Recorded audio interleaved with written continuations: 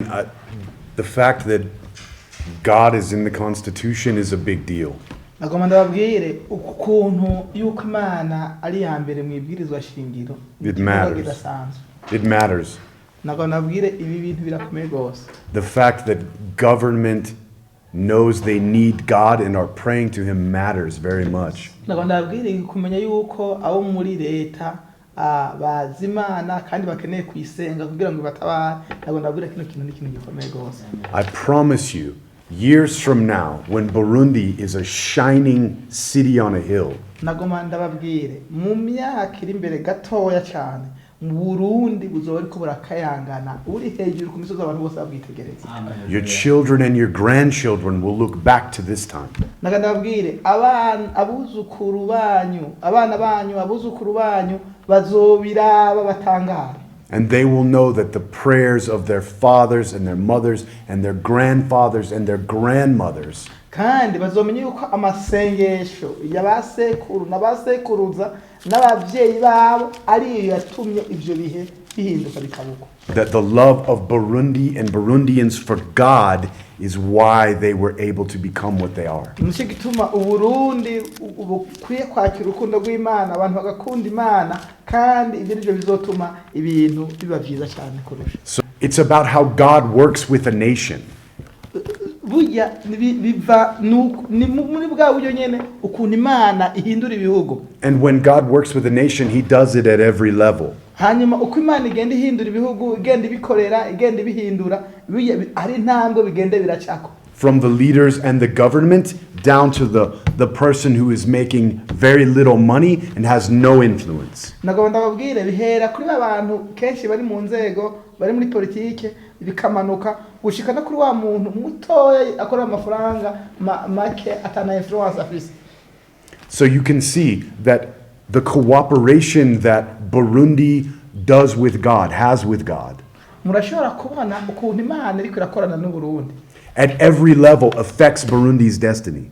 Nagomba nabwire urugero rwose Imana ibigizije ku Burundi ruhagaze kuri ahandi Imana iri kurajyana u Burundi. I can tell you, because I know my God, what His desire for Burundi is. Nagomba ndababwire yuko ndumva yuko hari ikintu Imana ikeneye gukora u Burundi kandi gikomeye kandi nyene nico nyene. I can tell you what many Burundians want for their nation. Ndagana yuko abarundi benshi barakunda igihugu cyabo. Because we all want opportunity.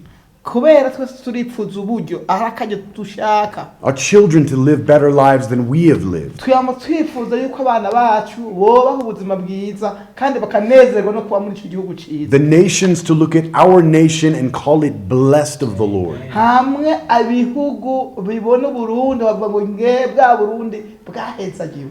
Now let me say where these things come together. Naganabwire ibi bintu bije hamwe bibaye hamwe. And you can see this in the history of Israel in the Bible. Uzocibona muri kahise ka Israeli muri Bibiliya.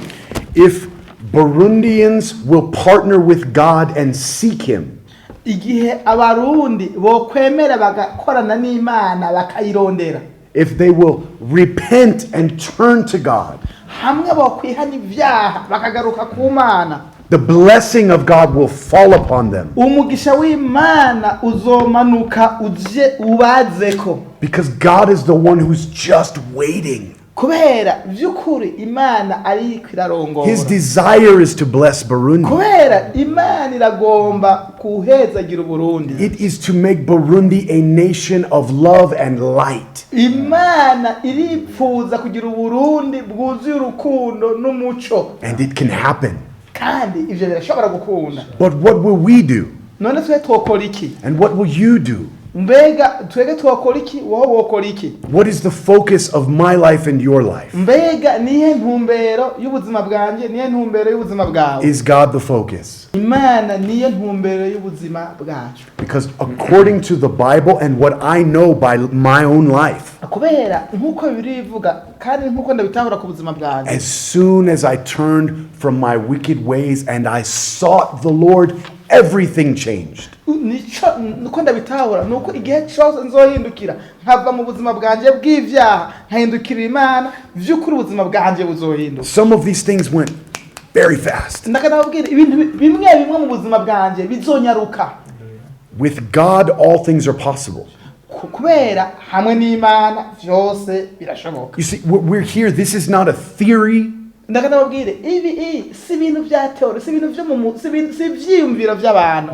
We don't wonder what God would do if we start to follow him.